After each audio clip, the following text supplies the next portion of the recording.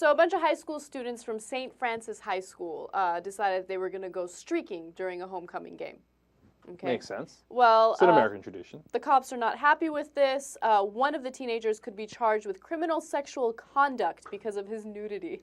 Now, look, I saw the title. I came in ready to scream, "Let him go! Let him go!" He let it go, that's for sure. But then you find out they were getting a little carried away with it. This was the third game in a row that they had streaked.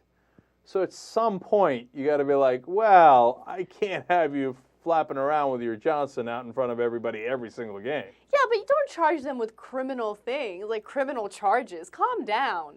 No, of course I agree with that overall, but you got to do something, right? I mean, what? Okay, so detention. Detention. That's your answer for everything.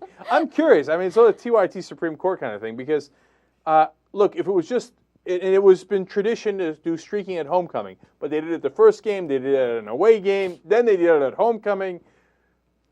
I mean, bounds of reason on the tradition, right? So I'm kind of stuck as to what should be done here. It seems crazy to lock him up. Right. But on the other hand, it seems crazy to let him show his Johnson at every game. So. This is just one kid, right? No, it's a group of kids. I don't know exactly how many of them. Okay, well, I mean, I don't know if this is even possible, if it's a waste of time, but a quick little scare him straight thing. Take his ass in, keep him in there for a day, let his ass out. Be like, keep this up. It's going to actually be a criminal charge. Just give him a second to think about it. Maybe That's a good not. idea. I like that idea. You know what? Take him to jail, but don't let him put his clothes back on. No. Talk about taking it over the top, right? What? Anna always takes it over the top. We'll be like, no, you're cool. You like streaking, right? You want to keep streaking? All right, you know what? Every time you streak, we'll bring you back here for one more day. But we'll bring you in your natural state.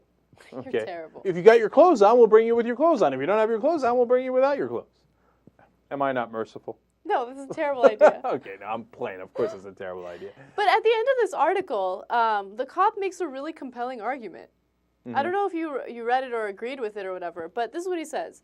At what level of a crime does that stop? For example, if you're at McDonald's and having a Happy Meal with your kids and some adult male gets kicked out because he isn't wearing a t-shirt and he obviously isn't right in the head and he goes outside, pulls down his pants and pushes his butt against the glass while you're eating.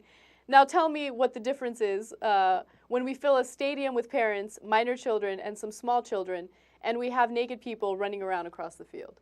Well, the part of that I loved was his overly descriptive explanation. And then the guy puts his ball sack on the window, and you're thinking, well, that's kind of hairy, and it's weird. I'm trying to eat French fries, and I got kids in here. And then he jiggles it around a little bit, and then you think you see the tip of his penis, but you're not sure. You're like, okay, I got the picture. So, you know, in the end, I probably give him a big civil penalty, so it's not a criminal penalty. You know, pay a large fine. And then next year, if they do the streaking at homecoming, let them go. But if they do it at any other games, then you got to again. And if it's the same kids, then we'll start talking about misdemeanor because they're just too happy with this public exposure, you know. Look, we're the most reasonable people in America. Most reasonable.